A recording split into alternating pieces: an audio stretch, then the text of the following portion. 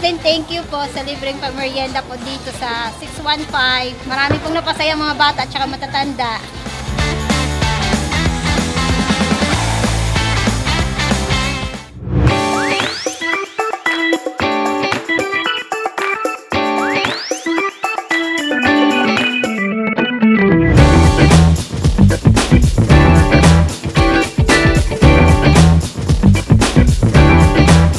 Para po sa amin at sa aming samahan, napakalaking bagay po ay ang Roslyn Foundation dahil kami po ay nilapitan tulad niyan sa mga medical na yan.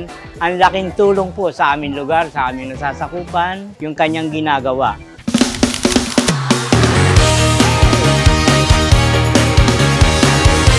Maraming salamat at sana magdiretso pa po yung kanyang pagtulong sa aming lugar.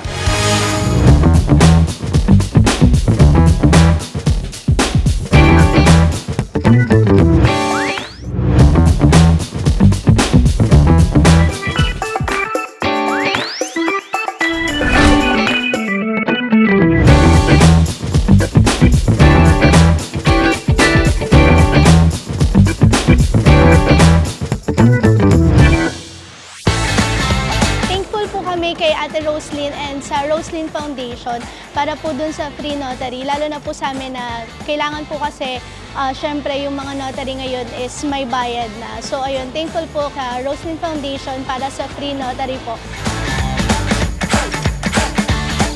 Thank you po Ate Roslyn.